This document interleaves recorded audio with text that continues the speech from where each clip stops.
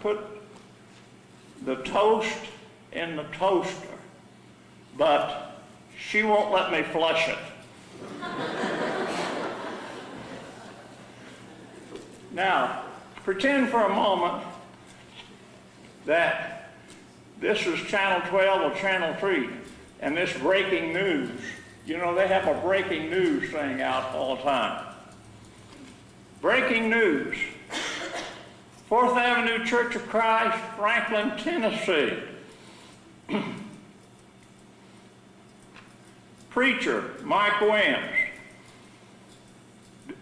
This was spoken at March 15, 2006.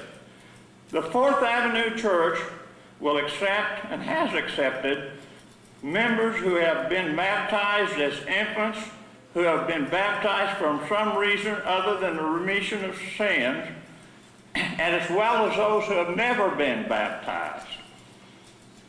Breaking news, David Lipscomb University, Nashville, Tennessee. President, 4 or 5 years ago, spoke at a meeting, a religious meeting, and his wife led the prayer. Okay. Skillman Avenue, Dallas, Texas. Skillman Avenue is an old church in Dallas. Back in the 60s, I used to go to Penalosa and preach, and sometimes we'd stay all night out there Saturday night, and I'd get up and the brethren would tune in to Skillman Avenue's radio program. It was a conservative church. John Bannister, remember, was the preacher. Quote, "The majority of us believe the Bible does not inherently forbid women using their God-given talents within and without the worship assembly."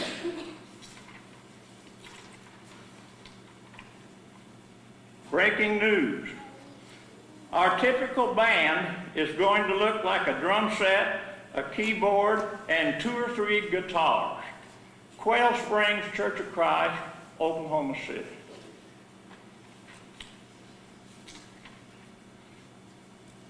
Skillman Avenue, Texas.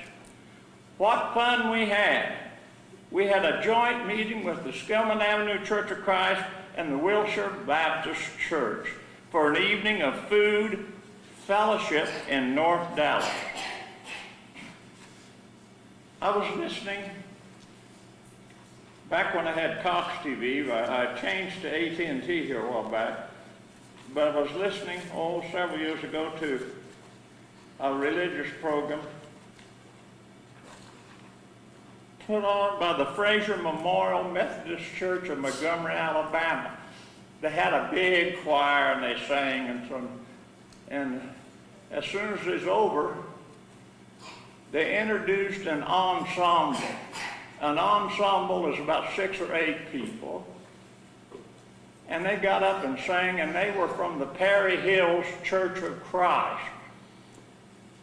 They worshiped with them. Then many years ago, a preacher at Highland, Highland is the big church in Abilene, used to sponsor the Herald of Truth. I think it still does. They had a preacher named Mike Cope, C-O-P-E. He preached and said, "I don't know how John Stott could ever be lost. He's such a godly man, so full of the Spirit." John Stott was an Episcopal priest, never been baptized for the remission of sins. Then a little later than that, Royce Mooney. Mooney was the president several years ago of Abilene Christian University. Also an elder at that Highland Church in Abilene.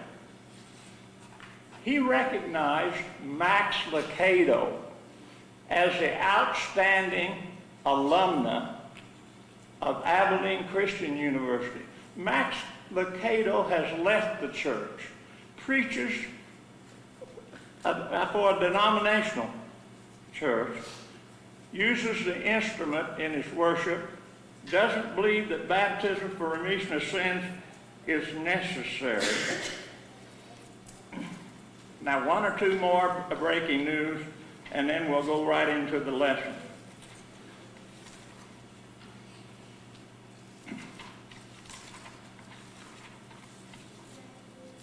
There's an organization among the Christian universities, those affiliated with the Church of Christ, called the Christian Scholars Conference.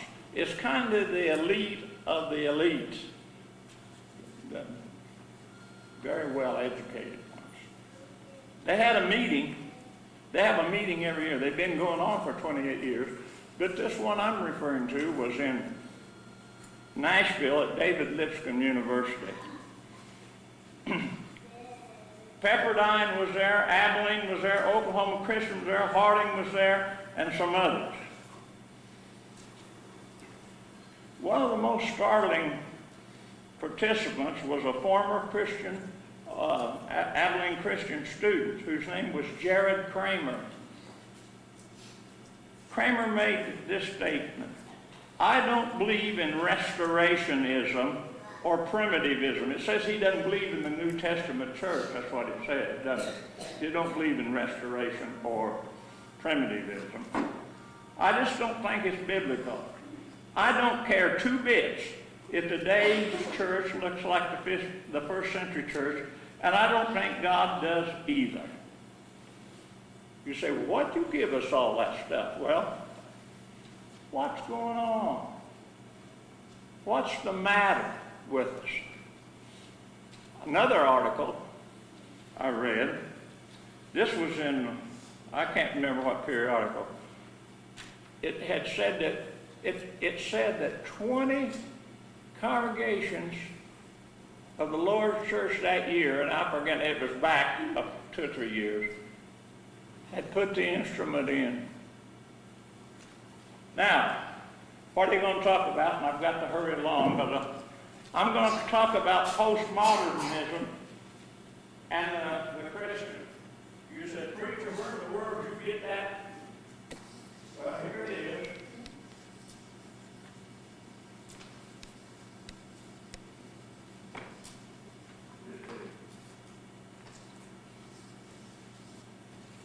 You know, we sometimes talk about postmodern and post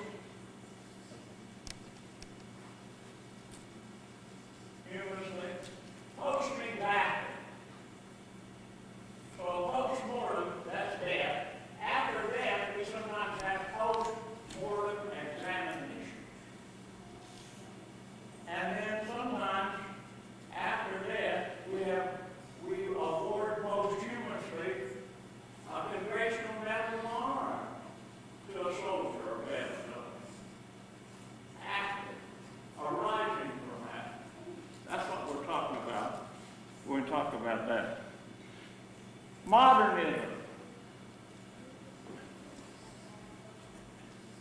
This is kind of out of date now, but it's still around.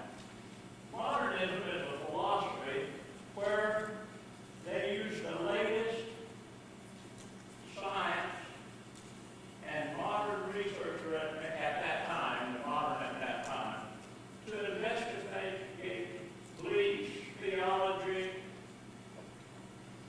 and biblical teachings. They were great on investigating divine inspiration. And of the divinity of Christ, they investigated that. And the miracles of the Bible.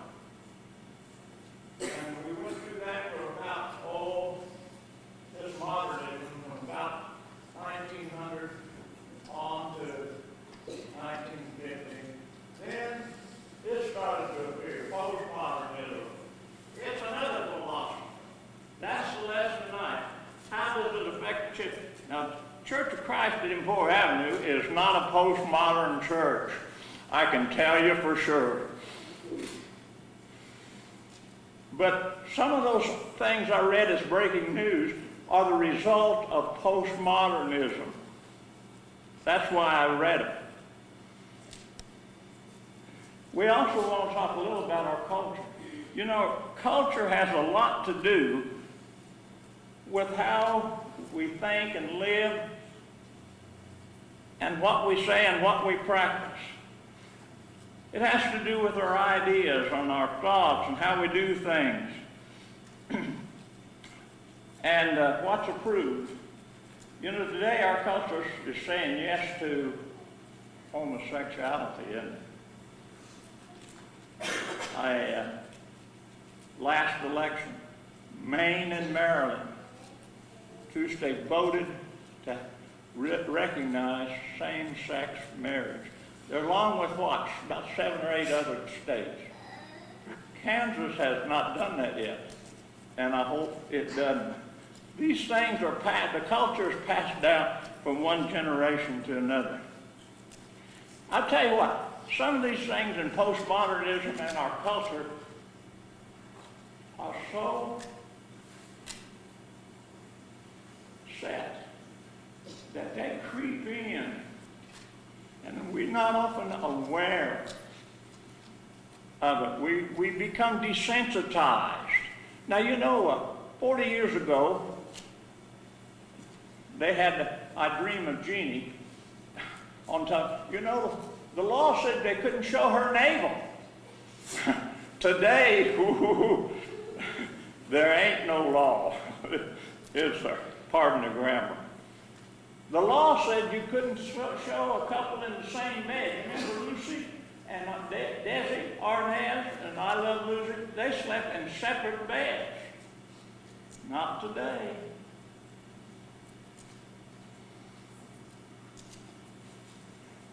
But you know, I know they slip in. Sometimes, you know, I look at stuff on television, and there are scenes that appear that I just look at like that, and there's things that I ought to just click it off. But they come on me, and I just I'm desensitized. I've seen it so much. And we can become desensitized. What are some of the facets of postmodernism? They're deconstructionists. They want to tear down all of our values, the morality of this country, the beliefs, religious convictions. They want to make sure that no one religious group dominates. You know, if you're post now, I don't have to speak, but I'm allowed to. You know, if you're a postmodern person, you put down here on the table the beliefs and the theology of Hinduism, and next to it, Confucianism, next to it, Shintoism, next to it, Mohammedanism, next to it, Christianity.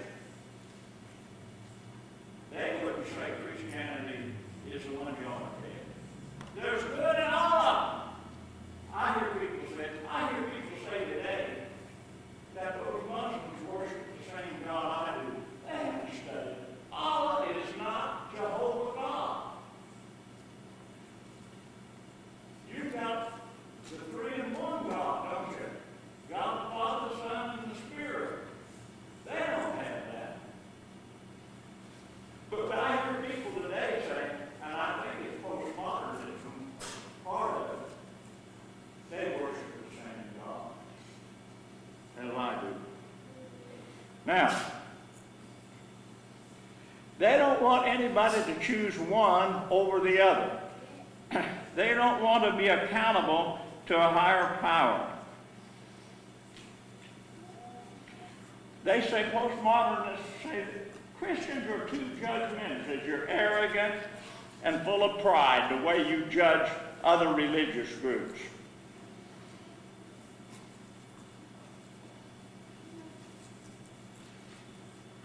They don't want us to speak out against sin.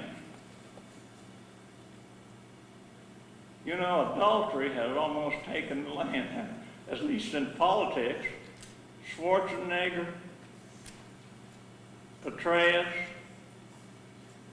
Clinton, Spitzer,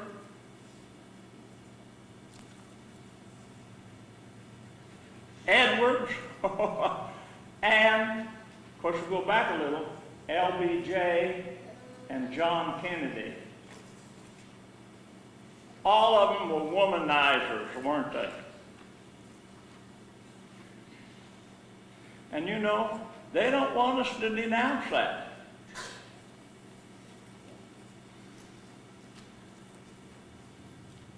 They say the number of salvation issues in religion is dwindling. I want to tell you, we got brothers today that say the music question, the instrument question, is not a salvation issue. Well, is it a sin to worship God with an instrument? Yes. If it isn't, we made a mountain out of a molehill since 1859 when we stood up. It's a sin issue. And if it's a sin issue, it's a salvation issue. Because sin can cost your soul. And I want to say something right now that some of you may not agree with, but I'm going to say it, I believe it. It's a sin to be in a denomination.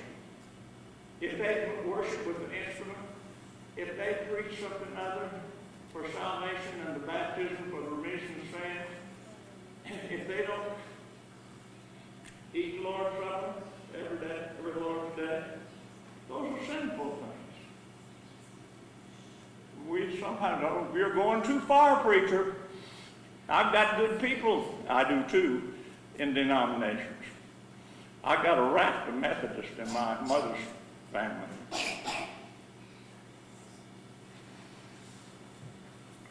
Then they say, don't you preach on doctrine. I hear preachers, I've read preachers and heard preachers say, well, I'm not too much on doctrine anymore, even though, what is it, 1 Timothy 4. And I don't know what verse down, maybe into the chapter says, take heed to thyself and thy doctrine. Doctrine means teaching. The New Version says, take heed to thyself and thy teaching. Doctrine is used 15 times in 1st, 2nd Timothy, and Titus. And we have preachers today that say, I'm not much on doctrine. I'm going to preach something more on love. And it's all right to preach on love, but it's all right to preach on doctrine, too. What are you talking about? For there is one faith, one body, one hope of your calling, one God who is over all. And you rattle them all off. Ephesians 4, there are 7 ones. Those are doctrinal things. And you better be in that one body. We've always taught that, haven't we? Okay. Now there's another one that says they're against speaking out against stuff. Don't speak out against this. That's just your idea. You ought to learn to get along. Compromise. Tolerate sin. You know, there was a church in the 7 churches of Asia that tolerated sin. They had a lady in it and her husband. She was Jezebel. And Ahab. The Bible says that Thyatira tolerated her. Old versions say they suffered her. Tolerated her.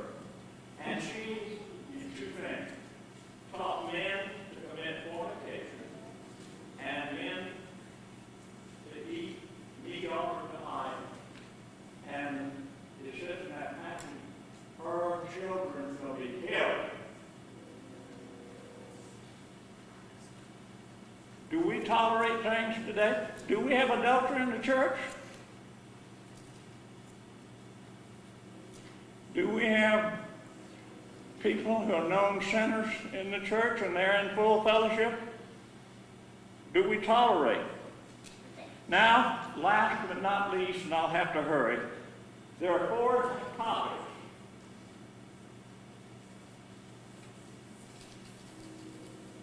Well, I don't know. Maybe on some inject a little humor even though it doesn't I am like that. I see some people regret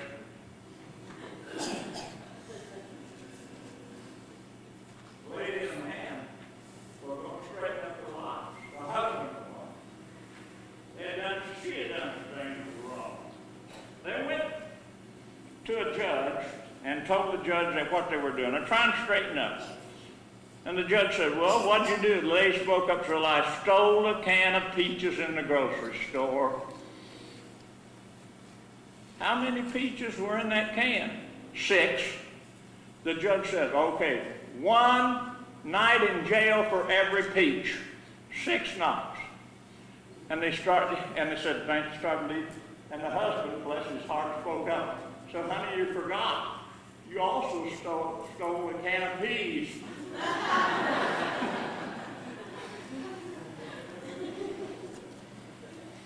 All right, now, let's get back to the subject.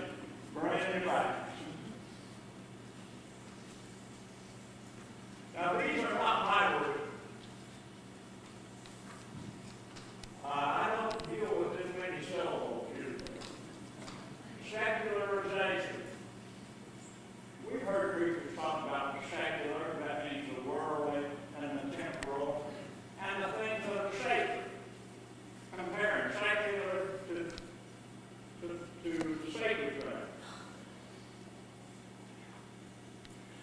Secularization really, you sum it up and says it throws God out. God's replaced by man. You know, really the first secular individual that I could name was a fellow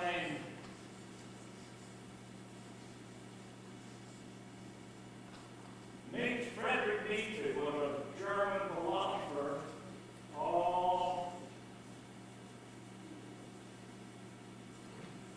1844 to about 1900. His main thing was he was secular. God is dead. We don't need him anymore. We're grown up. He was good, of course, at a time when we needed a crutch. But we don't need him now. I don't remember all of you. Remember back in the 60s when that Russian cosmonaut went up in the air and he was flying around up there and he made a statement what he said. He didn't see any God. He didn't see any evidence that there was God. Secularization, you throw God out. God is dead. There's a gospel song, God's not dead, he's still alive. You ever heard it? Okay. They don't want to be controlled by any God. They're postmodern. You can take care of yourself. They profane about everything. You know, profanity is just not taking the Lord's name in vain. You can take a thing that's sacred and there's no word, I'll coin one, desacredize it. You can profane it.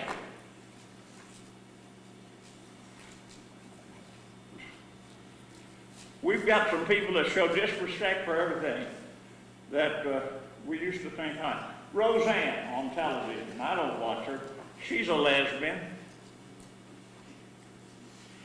But she trashes about all Christian morals. She trashes it. Beavis and Butthead. I don't watch them either. They're 2 teenagers whose mouth needs some soap, who continually talk about sex, who take the Lord's name in vain. Ellen DeGeneres, another lesbian. You know, I kind of have a little trouble watching these guys on television who I know are homosexuals. Now, I know there's hope for them if they repent, but I don't want to give any due to them. I don't want the ratings to go up on television when I watch them, you know. And there's a lot more. There's even an attempt now, I understand, to do away with BC and AD. You know, we used to say so-and-so lived at 400 BC, before Christ. And Jerusalem was destroyed AD 70, Anno Domini. Now, they want to talk about what they call before the Common Era. B, C, E, C, E. I hadn't heard about it. I just read it out the other day. But you know, that's a big change. We have a lot of signs on buildings. Maybe, I don't know. I need to hurry on. Next point I want to make is privatization. All right.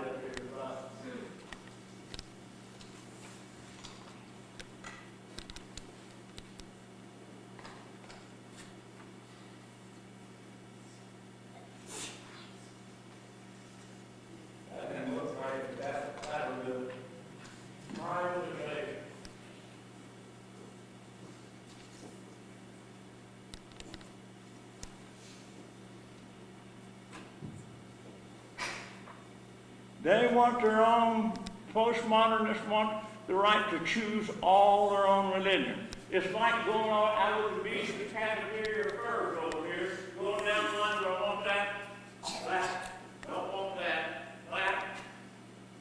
Pick and choose your own religion. What you like, what makes you feel good.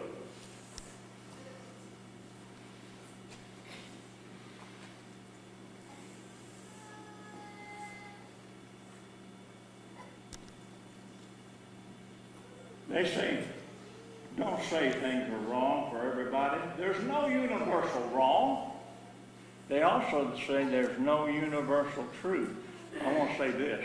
When you say there's no universal truth, or there's no absolute truth, you know, you almost have created an absolute truth.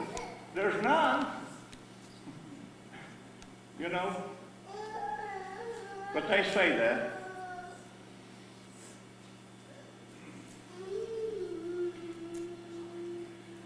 The decisions are your decisions.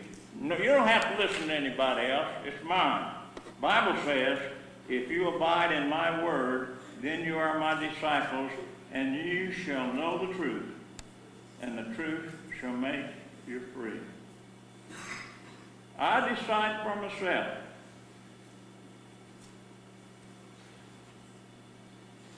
It's my religion, and it's your religion. But you know, they don't want you taking it to somebody else.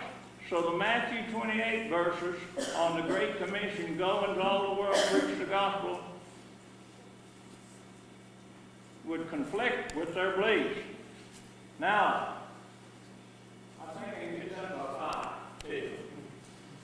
And I'll do that. I'll just stop.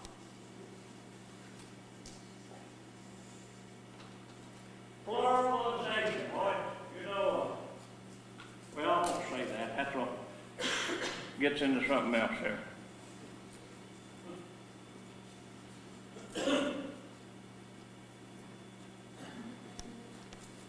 All convictions that you have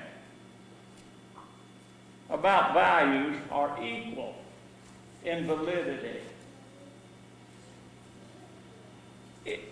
This thing, pluralization, is where the number of options in the private area of our life and our society multiplies rapidly. They want us to recognize things that we can't recognize. You know, I remember, and you do too, the history of the Roman Empire and those Roman emperors. There were a lot of Christians persecuted and put to death because they wouldn't say what? Caesar is Lord. They say Jesus is Lord. Wouldn't it? And they put that. And there was one Polycarp who was a Christian, and they say he was a bishop in Smyrna, which is where I don't know where that. But you know, he said one time, he was on trial for his life. He said, I lived for him,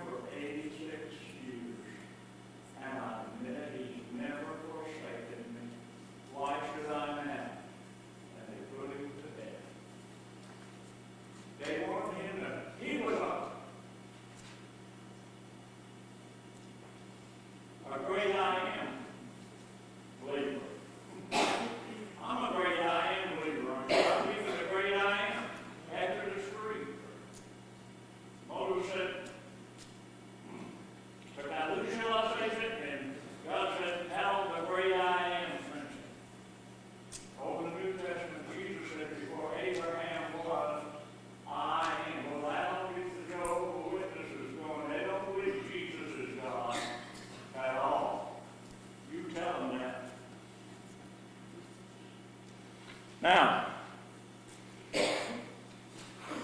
down to this pluralization, where they try to get you to accept other things than what you believe. Jesus made a statement in John 14, I am the way, the truth, and the life. No man comes to the Father but by me. Tell me this.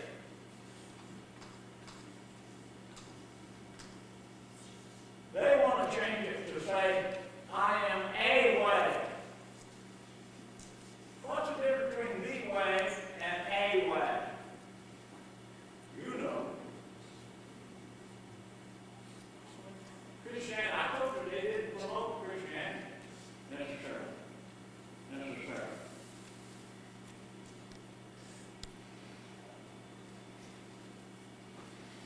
Well, we can't recognize all these other things in God's control.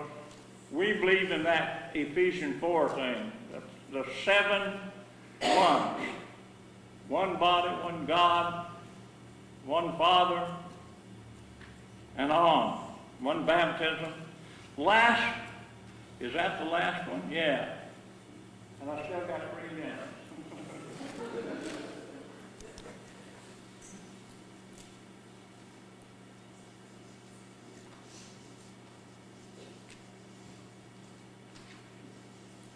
Relative validation. Everything's relative.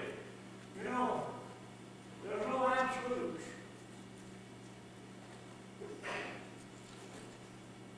And I'm thinking what I was going to say. I'm getting older, and it doesn't come as easy. You know? Any of you have that problem?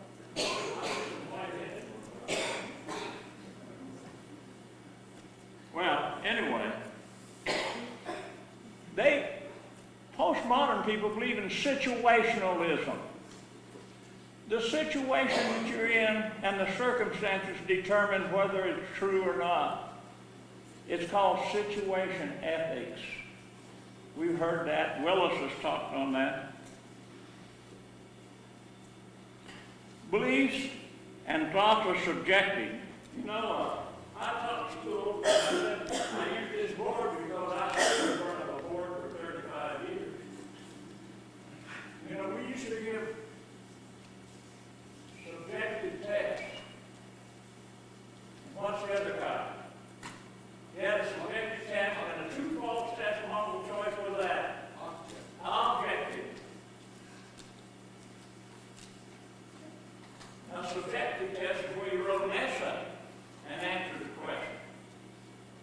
Objective is where you fill in the blank, multiple guess, and what else? True, false.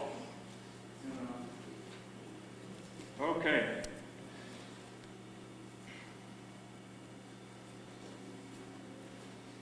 To show you about this, and I got to quit. I'll say this and quit.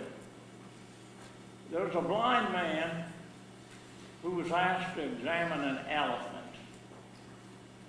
They couldn't see. They handed him the tail. Oh, he said, that's a rope. Pretty soon they told him to hug. And he hugged the leg. He said, well, that's a tree trunk. You know, it all comes to light whenever they reveal to him what he saw. Well, he didn't see what he had done. You know. That was subjective, wasn't it? He thought he had a rope and he thought he had a tree trunk. But he did. Now, I'm going to say this. You know, we've got some people who say you should never say anything that hurts anybody, and I don't think you should. You should speak the truth in love.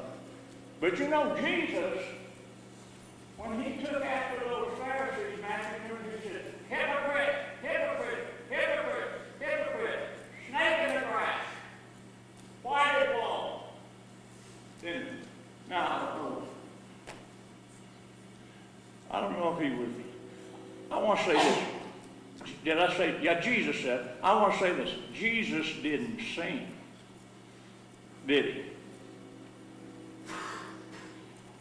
But we say something. Sometimes we need to be firm in our convictions. And we need to, instead of remaining silent, need to speak. I'm glad to have the opportunity to speak to you. If you're here to speak, and you have never rendered obedience to the gospel, obedience to the gospel ain't no scripture term, it's kind of used in our brotherhood. It means you do what the Bible said you do in order to be saved. And of course, we start out, you have to believe. And faith comes by hearing, hearing by the word of God. You have to repent. Except you repent, you shall